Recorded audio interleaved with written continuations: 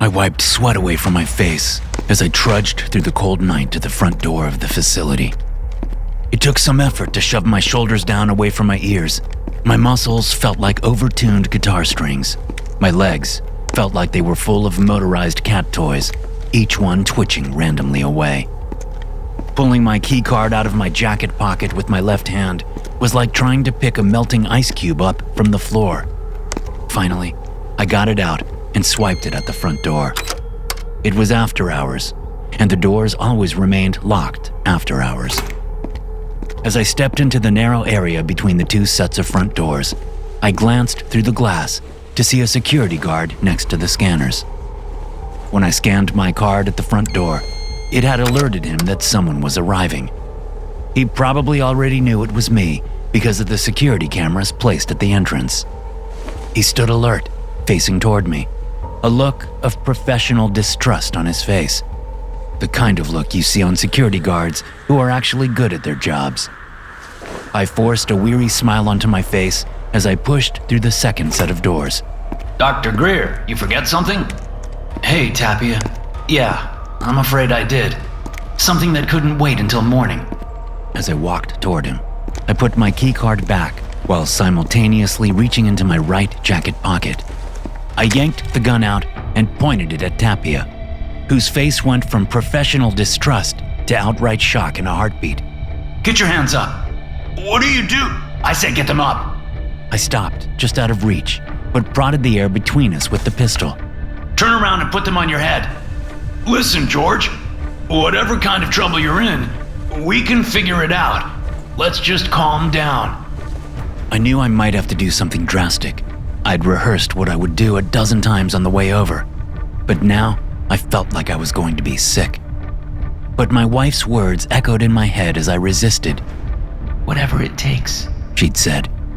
Whatever it takes. I darted forward and cracked Tapia on the temple with the butt of the gun. He fell to his knees. A moment later, blood welled from the gash and ran down his clean-shaven jaw. Without another word, only a look of betrayal, he put his hands on his head. I reached down, removed his gun, and then told him to shut off the security cameras for sub-level 3. I can't do that from here, he said, his voice a little unsteady. Don't make me hit you again. I don't want to hit you again. Please. I know what you can and can't do, so just do it. I have to get up. Just keep your hands on your head until you get to the computer. There was a little cubicle on the right side of the scanner. I followed Tapia there and watched as he turned off the cameras to sub-level 3. Okay, now the elevator cameras. Come on, George. Just talk to me. What are we doing here? Whatever it fucking takes, I said, jamming the barrel into the base of his neck. Just do it. After he shut off the elevator cameras, I fastened his hands behind his back with a pair of flex cuffs he kept on his belt. Then I pulled out my phone and made a call. Okay, bring her in.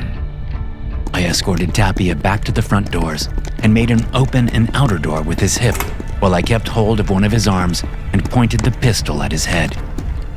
A moment later, my wife appeared in a pool of orange light in the parking lot, pushing a wheelbarrow ahead of her. Skinny, moon-white legs dangled over the front edge of the wheelbarrow. Jesus, Tapia said as they approached. Is that?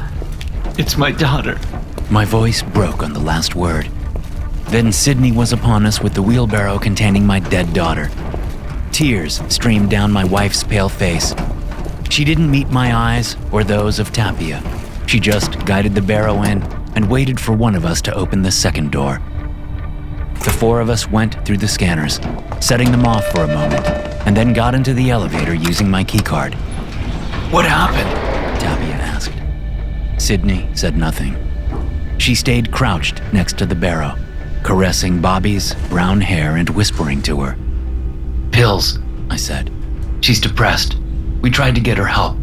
I don't know where she got the pills. She must have... Stop! Sydney screamed. Stop it! I fell silent, staring down at Bobby.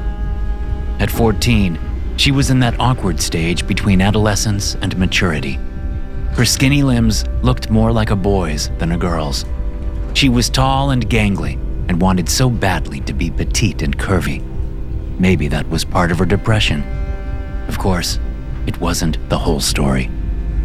There were things about my daughter I didn't understand and probably never would.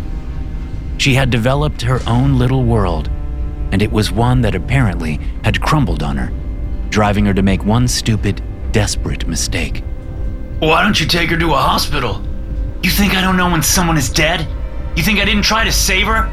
It was too late by the time we found out. She was already gone, goddammit.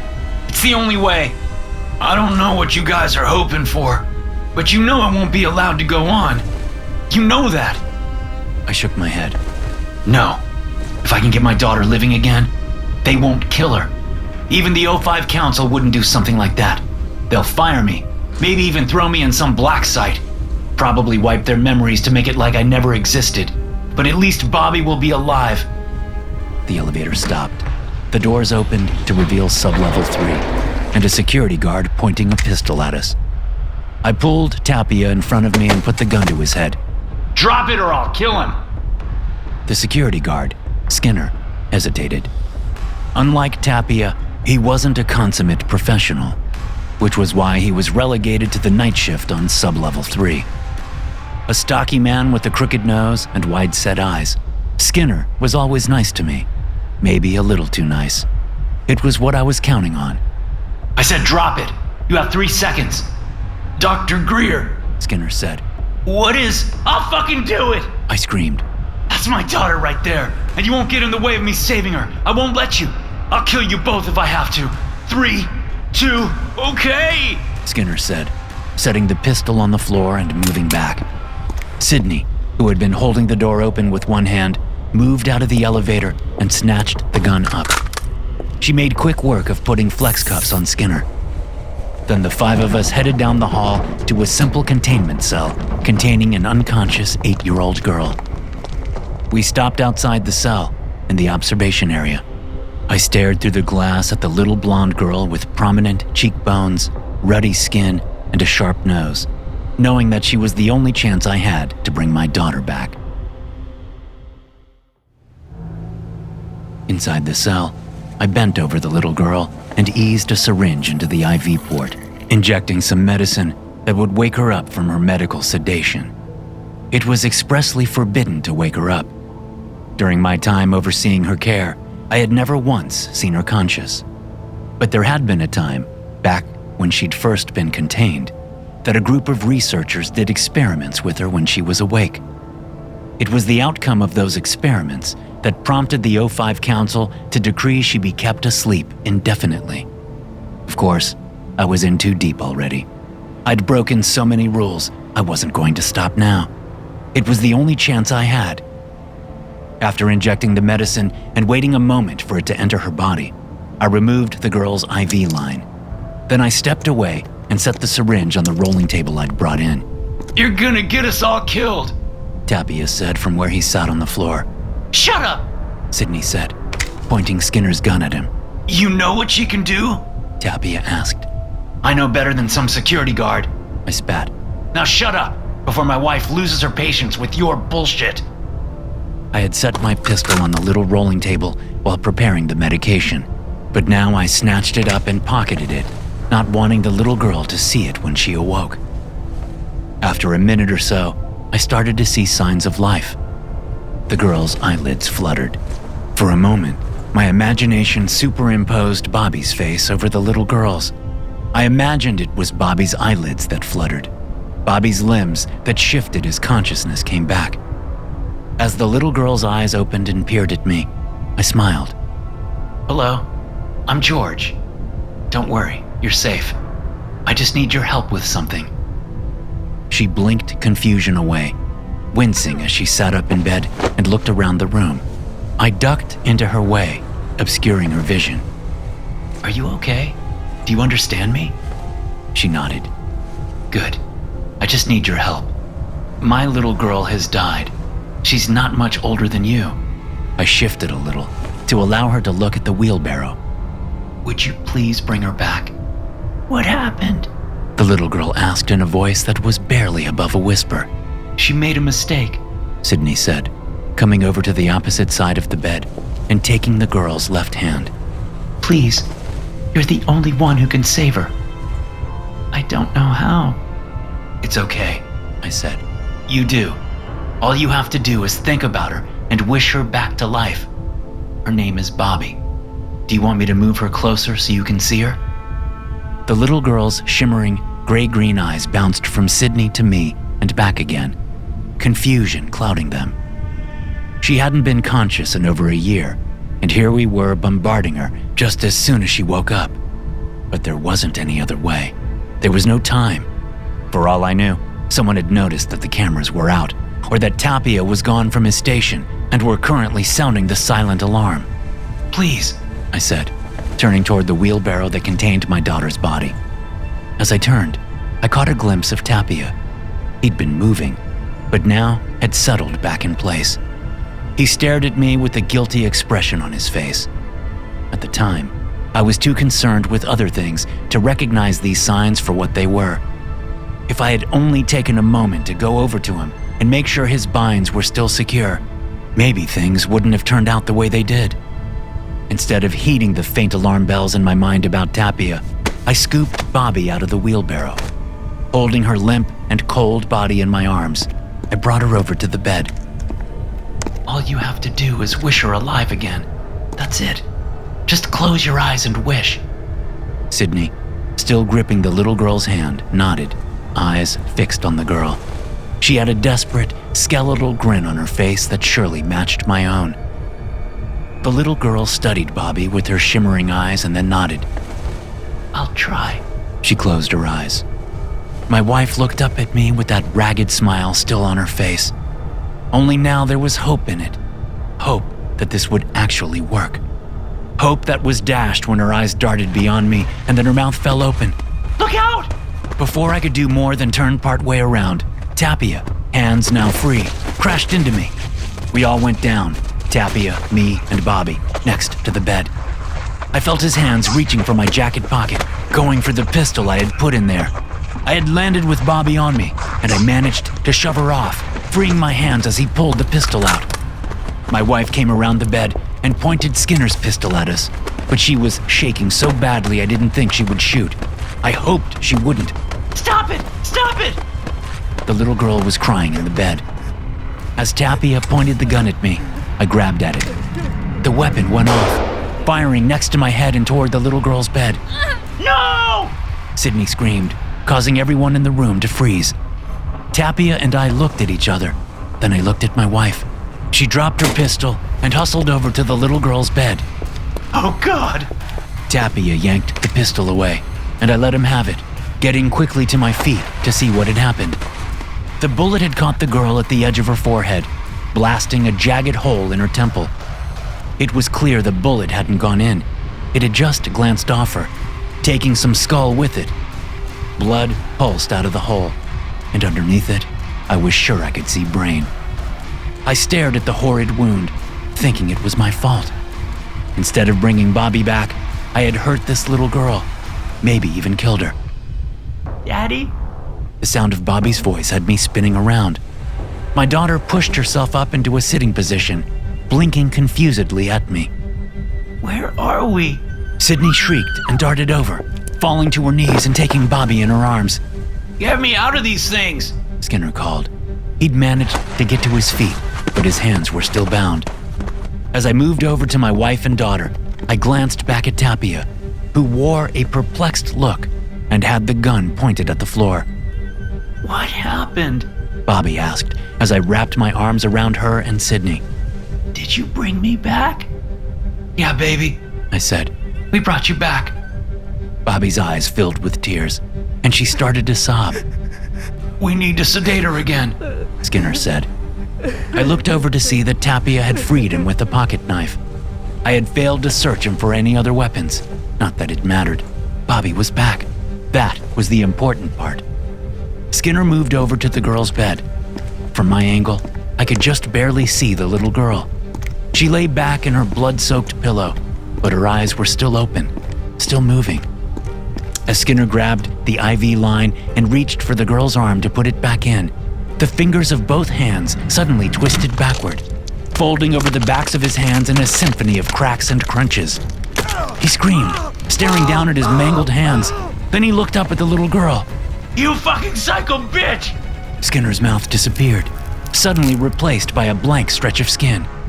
He moved his jaw, trying to talk, but making only muffled noises. After a moment of panic, Skinner turned his eyes to a shocked Tapia. He signaled toward the girl with one mangled hand.